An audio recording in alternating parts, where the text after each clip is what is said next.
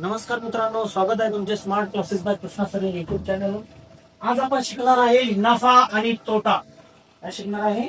नफा आणि तोटा. मग लक्षात घ्या, एक उदाहरण दिलं, एक वस्तू 500 रुपयाला खरेदी करून 600 रुपयाला विकली तर शेकडा नफा किती?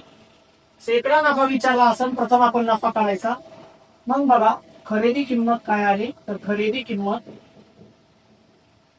आहे 500 रुपये. विक्री किंमत काय असेल? तर विक्री किंमत आहे 600 रुपये. मग बघा, नफा बरोबर विक्री किंमत वजा खरेदी किंमत. मग नफा बरोबर काय येईल? 600 वजा 500 म्हणजेच काय येईल उत्तर?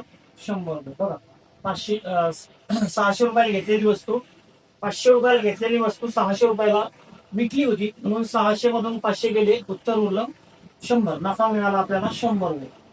मग आता लक्षात घ्या, आपल्याला शेकडा नफा विचारला. शेकडा नफा बरोबर आता मिळालेला नफा किती रुपये मिळालेला नफा आहे? 100 रुपये. मिळालेला नफा भागीला एकूण किंमत किती रुपये त्याची? 500 रुपये. एकूण किंमत गुणीला काय करायचं? 100 करायचं.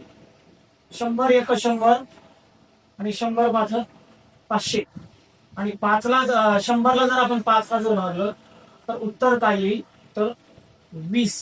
म्हणजेच 20% शेकडा नफा या ठिकाणी होईल. शेकडा नफा बरोबर 20%. किती टक्के नफा झाला? तर 20% नफा या ठिकाणी जा. धन्यवाद.